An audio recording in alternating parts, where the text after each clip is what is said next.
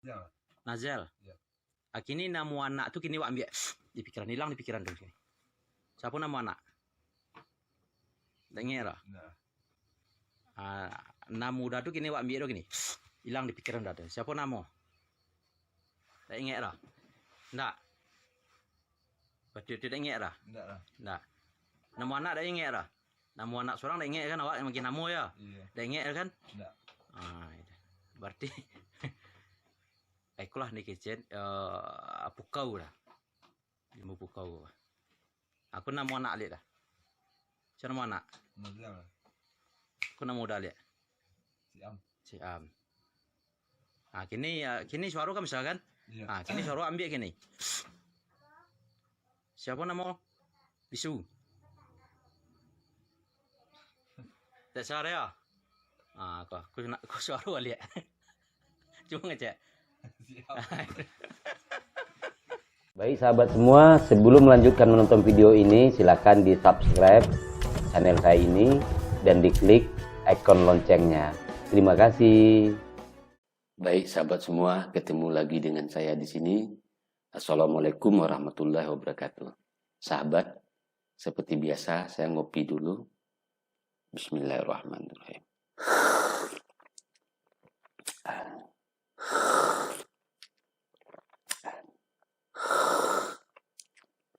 Kopi Indonesia. Sahabat, sekarang saya akan berbicara mengenai penyakit dan pengobatan. Jadi sahabat semua, tentu seperti biasa ketika ada seseorang sakit, maka dia berupaya untuk mencari kesembuhan, baik melalui medis, non-medis, dan segala macam banyak cara. Nah, ada salah satu penyakit yang paling susah untuk diobati. Dia lebih susah diobatin bahkan dari penyakit sihir terhebat pun. Bahkan dari santet terhebat pun. Atau penyakit wajar yang hebat pun. Salah satu penyakit ini sangat sulit diobati. Penyakit apa itu? Ya. Jadi dahulu guru saya pernah berbicara ke saya. Memberi pengajaran. Beliau mengatakan begini. Ketika ada orang yang telah berobat kemana-mana, misal telah berobat ke dokter, ke dukun, ke ahli penyembuhan yang lainnya, segala macam ini itu, dan akhirnya dia datang berobat kepada kita. Dan setelah kita periksa dengan cara-cara kita sudah mendapat kesimpulan. Tapi sebelum kesimpulan kita ungkapkan ke dia, kita tanya ke dia. Sudah berobat kemana saja? Dan kesimpulan yang dia sendiri, yang pasien sendiri tahu dia penyakitnya apa. Akhirnya pasien itu menjawab bahwa dia kena santet atau kena sihir orang lain. Nah, sementara sebelumnya kita sudah menyelidiki dengan cara kita tentang penyakitnya, dia tidak punya penyakit. Bahkan penyakit zahir maupun batin. Tapi kenapa dia sakit? Karena memang suatu ketika mungkin disebabkan dia kena sakit sesuatu, lalu dia datang ke dukun atau kemana saja, dan kebetulan dukun itu mengatakan bahwa dia kena santet, padahal dia tidak kena santet. Sehingga akhirnya menjadi pikiran dia. Dan akhirnya dia mengira-ngira bahwa dia memang disantet oleh si fulan atau bagaimanalah, dia memang percaya bahwa dirinya disantet. Nah, orang yang seperti ini ketika kita sudah amati tubuhnya, auranya, segala macam, dan dia tidak kena santet tapi memang auranya redup, ternyata penyebabnya adalah karena dia yakin bahwasannya dia disantet. Dia yakin bahwasannya dia kena sihir. Penyakit-penyakit seperti ini itu yang sangat sulit diobati. Sangat sulit sekali diobati. Ketika itu saya bertanya kepada guru, kalau sulit, lalu bagaimana jalan keluar untuk pengobatannya? Ya ada, katanya. Apa itu guru? Saya tanya. Lalu guru saya menjawab, lihatkan keajaiban kepada dia. Pada saat itu, jangan kamu sampaikan bahwa dia tidak kena santet, karena dia tidak percaya. Dia lebih percaya kepada apa yang dia yakini bahwasannya dia kena santet. Tugasmu nanti mengobatin adalah ikutin aja perkiraan dia itu bahwa dia kena santet, lalu kamu harus memperlihatkan keajaiban. Setelah kamu perlihatkan keajaiban, kamu beri pengobatan dengan membangkitkan keyakinannya dan merubah keyakinannya tadi bahwasanya dia sakit sekarang ini kena santet dan santetnya kamu buang, nanti dia akan sembuh sendiri. Nah, itu sebabnya saya ketika dari murid-murid saya yang buka pengobatan, ketika dia melayani pasien banyak misalnya. Nah, ketika di saat ada waktunya agak santai sedikit, lihat kan keajaiban. Jadi pasien-pasien yang lagi antri itu ketika melihat keajaiban, maka keyakinannya akan tumbuh. Wah, ini memang orang hebat. Ini memang tempat yang tepat bagi saya berobat. Nah, ketika orang-orang yang datang itu sudah memiliki keyakinan seperti itu, maka penyakit-penyakit seperti tersantet diri sendiri artinya dia bukan kena santet tapi dia sudah yakin bahwasanya dia memang kena santet akan sembuh dengan cara begini.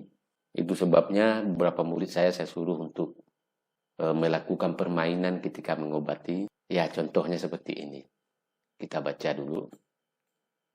Sekedar hiburan, tangannya dipakukan ke dinding dengan energi pukau sehingga nggak bisa ditarik. Jadi sahabat, untuk memperlihatkan keajaiban-keajaiban itu banyak caranya. Bahkan paranormal misal dengan melakukan trik, ya itu sebenarnya tidak salah ketika tujuannya memang untuk penyembuhan, untuk membangkitkan keyakinan orang yang lagi berobat. Tapi menjadi salah ketika itu dimanfaatkan untuk menipu orang, menipu dan menguras uang pasiennya. Jadi pahamin ya. Jadi saya selalu menyuruh murid saya untuk memperlihatkan keajaiban melalui ilmu pukau. Makanya sekarang kita baca, sekedar hiburan, tangannya dipakukan ke dinding dengan energi pukau sehingga nggak bisa ditarik. Sekarang kita tonton ya. Tangan udah tuh kini awak pakuin ke bumi, kini tangan udah tuh lengket di situ tuh. Semakin kue udah tuh menjujuinya itu tidak akan pernah bisa. Kini tuh lengket. Coba jujui, lengket itu tuh. Buat satuan gini itu tuh. Jujui dua lah tangan. Tak akan pernah bisa dong jujui. Buat pakuin di bumi itu. Nah. Salah kan? Kini jo jujui kan bisa lah. Jujui dua lah tangan coba jujui bisa lah. Kini tangan kita udah tuh, kini awak lengketkan di situ. Lah lengket kedua itu nah. Juga kedua lengket. Udah berapa kali kemarin baru? Sekali gini kan baru kenal lo kan? Iya. Tidak ada rekayasa lo kan? Enggak. Yakin kan? Iya, yakin dengan ilmu Allah tadi yakin. Yakin kan? Iya. Tak ada rekayasa lo kan? Iya. Itulah bukti kekuasaan Allah itu. Awak pakuin ke bumi itu paku dia. Itulah. Kini sebelum awak lapen tu nak pernah lapeh dulu. Cuba lah jujur ikut kue. Tak pernah bisa coba. Iya. Lengket kan? Kini tangan udah yang sebelah kiri tu awak lapen dulu. Yang sebelah kanan lengket masih lengket kan? Iya. Kini awak lapen tu. Baik pada kau dah duduk ini tu. Ini kan udah bisa tegak ini kan? Iya. Kini awak paku dari situ kini. Lengket ini udah situ. Coba tegak. Tak bisa dah. Karena kan? Bare. Iya. Itulah nih kecen ilmu Allah tadi nyatu. Kuasa Allah tu nyatu, ilmu Allah tu goib tapi nyatu. Tak bisa kan? Enggak. Itulah. Ya, jadi ketika pasien-pasien lain melihat hiburan seperti ini dari pasien juga, ini kebetulan pasien ini baru pertama kali ke sana. Akhirnya kan mereka takjub, wah orangnya hebat ini. Berarti saya datang ke sini berobat kepada tempat yang tepat. Katanya. Sekarang kita lanjut, orang yang sama, sudah lama nggak hiburan, sekarang nama anaknya diambil dengan energi pukau, sampai dia nggak bisa ingat nama anaknya. Oke, sekarang kita coba tonton dari awal. Nazel. Ya. Kini nama anak tu kini wak ambil di pikiran, hilang di pikiran dulu. Siapa nama anak? Dengar lah. Nama muda tu kini wak ambil dulu kini. Hilang di pikiran dah. Siapa nama? Tak ingat lah. Tak. Betul tak ingat lah. Tak. Nama anak tak ingat lah. Nama anak seorang tak ingat kan awak yang makin nama ya. Tak ingat kan? Tak. Berarti ikulah nih kecen pukau lah. Ilmu pukau. Aku nama anak lihat dah. Siapa nama anak? Aku nama udah lihat. Siam. Kini suara kan misalkan. Kini suara ambil kini. Siapa nama bisu? Tak suara ya? Aku suara balik. Cuma ngecek.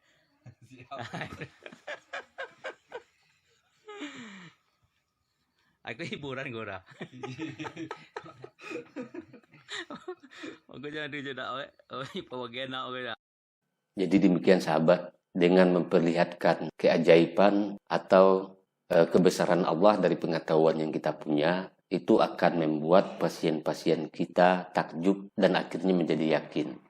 Terutama kepada pasien-pasien yang dia sangat percaya bahwasannya dia disantet. Padahal sebenarnya penyakitnya bukan karena santet. Jadi kepada sahabat semua, jangan mudah percaya kepada dukun-dukun yang mengatakan kita kena santet. Karena ketika kita percaya, ya itu akan memperburuk kesehatan kita. Dan ketika kesehatan kita menjadi buruk, sakit-sakitan, itu sangat sulit menyembuhkannya. Karena kita sudah tersantet oleh pikiran kita sendiri. Jadi itu sebabnya dalam agama kita diajarkan, saya itu bagaimana perkiraan hamba saya. Artinya ya kita telah percaya bahwa kita disantet. Atau kata orang barat begini, apa yang kau pikirkan, itulah realitamu. Jadi kita memang yakin bahwa kita kena santet, otomatis tubuh kita akan merespon seakan-akan kena santet sebenarnya. Baik sahabat, demikian saja video saya kali ini. Semoga ada manfaatnya bagi ahli pengobatan. Ini adalah trik yang jitu untuk mengobati para pesakit. Salah satu syarat utama agar pasien kita mudah mendapatkan kesembuhan adalah pasien itu harus yakin kepada yang mengobatinya. Coba lihat berapa banyak orang ketika dia berobat ke dokter A, dia biasa langganan ke dokter A sembuh. Jadi suatu ketika karena tidak ada waktu untuk ke dokter A, dia pergi ke dokter C atau ke dokter B, enggak sembuh. Karena dia sudah merasa cocok dengan dokter A tadi dan dia sudah merasa yakin dengan dokter A tadi. Karena enggak kunjung sembuh juga, akhirnya dia datang lagi ke dokter A dan sembuh lagi. Itulah keyakinan. Ya, padahal dokter B obat yang sama, dokter C juga obat yang sama. Nah, hal-hal begini mesti menjadi pelajaran penting bagi ahli pengobatan dan juga masyarakat awam agar jangan mudah mempercayai apapun kata-kata orang terhadap diri kita. Misal ada orang mengatakan, wah kamu sepertinya kena santet, jangan mudah percaya. Jawab saja dengan senyuman. Oke sahabat, semoga video ini ada manfaatnya bagi sahabat semua. Terima kasih telah menonton. Sukses bagi sahabat dan saya di sini serta kita semuanya. Salam hormat. Assalamualaikum warahmatullahi wabarakatuh. Sahabat sebangsa, setanah air, kita dianugerahi oleh Tuhan dan sudah menjadi hukum Allah. Kita hidup dalam perbedaan, berbeda suku, berbeda agama, berbeda etnis, berbeda bahasa daerah, berbeda budaya, berbeda adat, berbeda tradisi. Inilah yang namanya Indonesia, Negara Kesatuan Republik Indonesia. Jangan sampai karena perbedaan agama, suku, bahasa daerah, tradisi menyebabkan kita menjadi kelihatan tidak satu, tidak bersatu. Sahabat, musuh nyata negara kita adalah kabar dusta, koruptor. Mari kita jaga NKRI ini karena pendahulu kita sudah sepakat bahwa kita Bhinneka Tunggal Ika, berbeda-beda tetap bersatu. Mari kita bersatu membangun Republik Indonesia ini yang akan hidup untuk selamanya. Merdeka, bersyukur atas negara yang besar ini, bersyukur atas keberagamannya dan kita disatukan oleh Pancasila. Sukses buat sahabat semua dan sukses selalu buat negara kita. Amin.